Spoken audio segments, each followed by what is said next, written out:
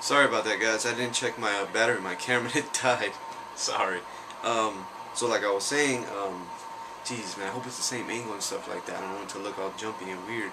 Um, yeah, but like, in the end, she shows up to the camp, and there's like one girl left, and she's found all her friends that died, and she shows up all compassionate at first, and she's, oh my God, sweet, let's go inside the house and stuff like that, and then she just snaps out of nowhere and starts attacking this girl, and like, they have a huge fight scene in the end, and she's running around trying to fight the mother voice. Nobody even knows what's going on.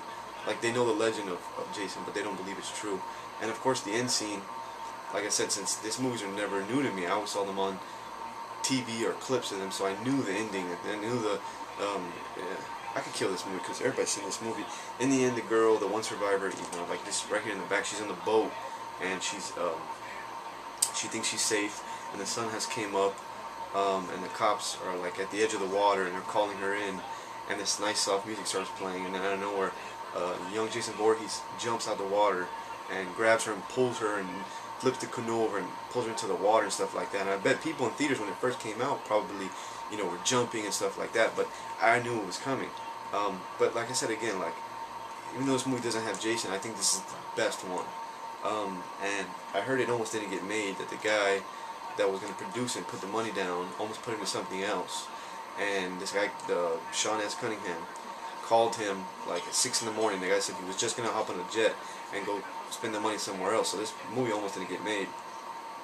Some people may have been happy. I wouldn't have been, because I think this is a definite classic. And real quick, I'm going to show my other one favorite from the franchise is the third one. And this is the first one that Jason dons the mask. He's not in the first one at all. At least the Jason you would know. He's just as the kid. He's in the second one. He's wearing like a burlap sack, like a potato sack on his head, and he's got like suspenders and overall suspenders. He's got an overalls and stuff like that. And he's in that one. He's mad because the girl in the first one, she ends the movie by cutting off his mom's head. So now he's like trying to get revenge for that and stuff like that.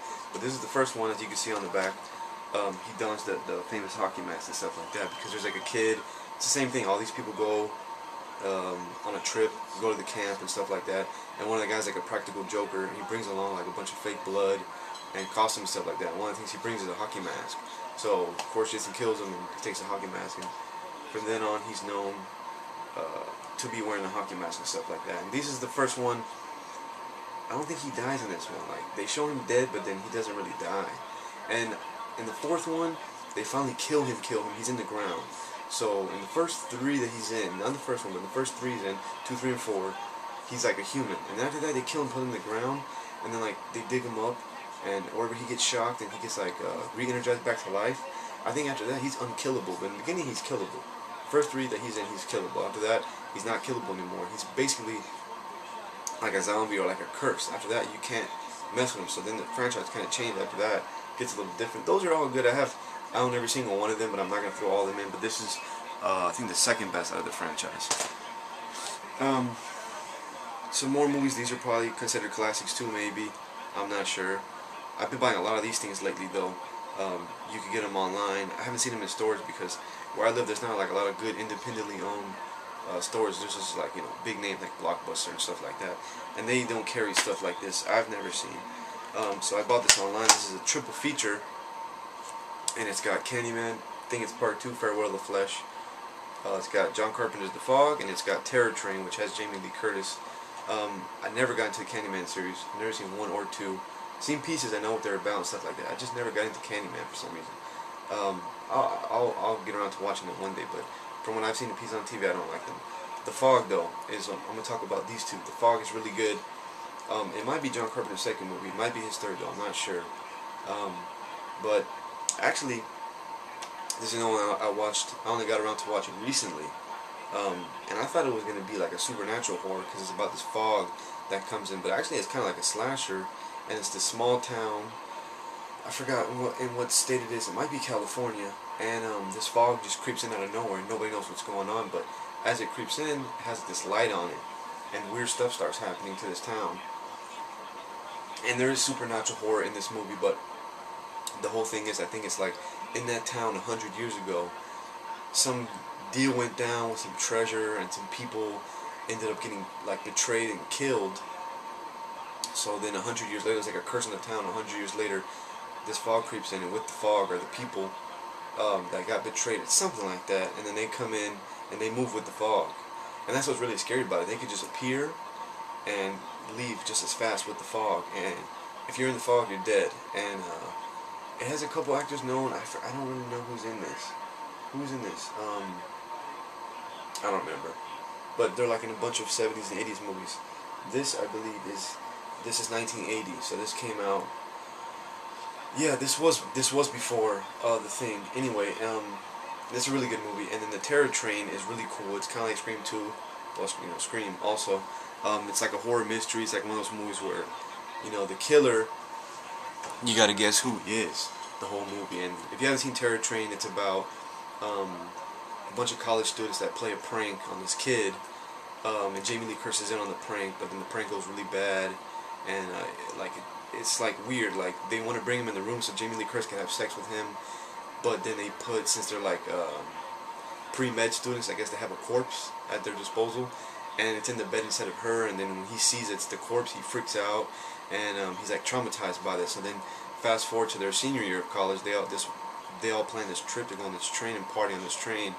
And I'm not killing this. This is all in the beginning. Like, the kid's the killer. At least you figure. They hint around that the kid is the killer, the kid that they traumatized. So anyway, somebody sneaks and kills one of the guys. It's a masquerade party on the train, so most people are wearing costumes and stuff like that. And it's got a funny, not really a cameo. He's in pretty much throughout the whole movie. It's got what's his name? David Copperfield, the magician. He's like really young in this movie. And anyway, the killer kills one of the people, takes his costume, and then blends in the party and starts killing people off one by one. And it's kind of cool. It's actually pretty clean and pretty tame for a horror movie. Not a lot of blood. They don't show a lot of stuff at all. I think there's like one decapitation or whatever. But it's really good though. I like it a lot. It's really fun. You guys should watch this. But this is a triple feature, and I got another one right here. This is actually a quadruple feature, but it's called the 4-Movie Marathon of Cult Horror Collection. And I got this one really recently too. Like I said, I've been buying a lot of horror movies lately since I got my job. And the ones I'm talking about, I haven't seen these two yet. The Serpent and the Rainbow, which is like an old school Wes Craven movie, I haven't seen it yet. I got this really recently, and this movie on the side, it's about some experiment with some snake, and some guy merges with the snake or something like that. I haven't seen that one yet either. I've seen Phantasm 2, I've seen 1, 2, and 3, I haven't seen 4. I keep trying to get it on Netflix, and something keeps happening. I have to wait for it or whatever, but Phantasms are really good. I thought the original, some people gave it more credit. It was good, but I thought the acting, well, not the acting, but what was going on was really repetitive. It was just like back and forth, like, the kid sees the tall man, and then he runs home and tells his brother, doesn't believe him, then he goes and proves it to him, then his brother's like, stay home, I'm gonna go fight him, then he goes to fight him, and the kid sneaks out, and then brother gets mad and blocks him back in the house, stay here, and then the kid sneaks out again, and they fight him. It's just kind of back and forth, but it's a really good idea. And the second one, I don't know if I like the sequel better, but it is good, and I've seen that. But what I'm talking about is the Funhouse, which is an old school Tobe Hooper movie. That's really good, and it's like falling off the map. Like, nobody talks about this movie, barely. I never heard about it until like a few years ago, and only through Netflix was I able to get it, and I loved it when I got it through Netflix. So then I just went ahead and bought it. And the Funhouse is like two couples going to double date, and they go to this carnival, and they don't want the night to end, so they dare each other to spend the night inside the Funhouse at the carnival.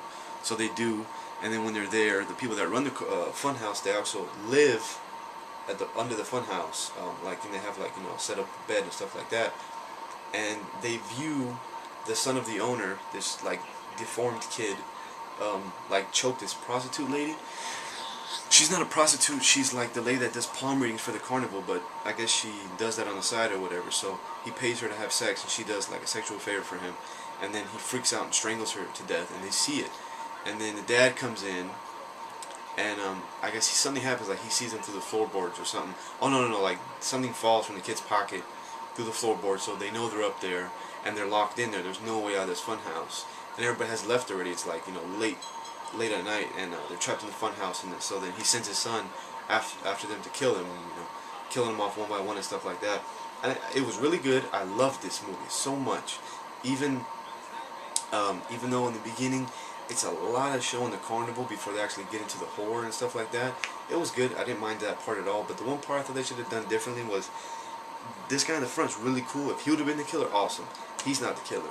The mask that the guy wore was like a Frankenstein mask, and that's also cool. But he should have kept that on the whole movie, and then in the end, like when he's killing the last girl or killing somebody, they rip the mask off and reveal his face, because the makeup wasn't done that well. And I know old school makeup isn't done that well, but I'm saying like this makeup was really weird and I didn't like it. And it's the whole movie he's looking like that. He's got this deformed face. He's like this carnival freak. And I thought they should have kept the Frankenstein mask on the whole movie. I thought that would have been cooler. But other than that, the movie was really good. So you can check that out if you haven't seen that. And then more classics are, try to do this quick because the other one went on too long. Oh yeah, also I want to show you my shirt right here. This is the, it's like a mock AC/DC logo, and it's Robert Rodriguez and Quentin Tarantino. This is like, they did this for promoting their Grindhouse films, which didn't do too well, but I thought they were both awesome. Especially Planet Terror, it's my favorite movie. More classics that everybody knows, hate me or whatever, but Creepshow and Creepshow 2, and these, if you don't know, are anthology series, I believe, of all Stephen King stories that George A. Romero directed all of them. Did he do the second one? No, he didn't direct the second one. Michael Gornick directed the second one. But they're still Stephen King stories, and the screenplay was done by George A. Romero on both of them. But the first one's really good, and it's got like Leslie Nielsen, it's got Ted Danson, it's got this old guy, I don't remember his name either, and like, there's 5 of them or something like that, and the first one is like, I don't remember. It's a Father's Day party, and the father's dead, but they keep celebrating the Father's Day, and then on Father's Day he comes out of his grave and tries to kill him. It's real quick. Another one is this weird guy that he's like obsessive compulsive about germs. He hates germs, and then I know where like roaches invade his apartment. And then another one that's really weird, probably the best one on this one, is Leslie Nielsen is like psychotic, and he kidnaps Ted Danson's girlfriend and buries her on the beach, and during low tide up to her neck in sand, and kills her by having the, when the tide comes in, she drowns. And he takes him to the beach and does the same thing to him, and shows him a TV screen of what's going on with his wife. So he's watching his wife die while he dies. And he's been doing this apparently for a very long time, because he goes back to his house and he's got like tapes of him doing it. He always tapes it. But these two somehow come back as like zombies, but they also got like seaweed hanging off them and coral, and it looked really cool. It's really original zombie makeup that you won't see anywhere else. And the other two, what is the other two that are on this thing? I think this is the one. Is this the one or is this the one? Let me see it real quick. Yeah, this also one has a really good one. The best one on this for me is like this guy that works at a college, and then in the middle of the night the custodian that works at the college that's cleaning the college calls him because he finds this crate under this staircase, and they pull it out and it's marked like 1800 something from an expedition in Antarctica.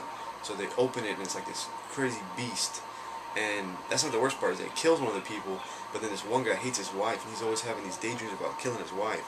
So he calls her over there and sets her up to be killed and shit. It's pretty creepy. I thought that one was good. These movies are not really like dark horror, like scary horror that you're going to freak out, but they're really fun to watch. This one has got a funny one about a freaking town that's going bad, and then these people run up in the town to this small little store and kill the people, and then out front of the store they got this big wooden Indian, and it comes to life and gets revenge for the people. The other one is like this raft that's out in the middle of this lake, and these people go to this raft, and when they get on it, and this plank of wood in the middle of the lake, there's like this goop or some ooze that comes out of nowhere, and apparently like it can think because it's watching them and stalking them, and then it tries to kill them off and stuff like that. And the other one that's my favorite, I actually like it better than the raft one, is the hitchhiker, where it's this lady and she's driving home at night after cheating on her husband, and she hits this guy that's trying to hitchhike, and she just leaves him there. So then he's like haunting her. He's not a ghost, but everywhere she goes, like she'll drive and she'll stop, and she's like freaking out about it, and he pops up out of nowhere, and then she runs him over, she shoots him, she freaking like does everything she can to get rid of this guy, and he just won't leave her alone. It's really creepy. These are both really good movies.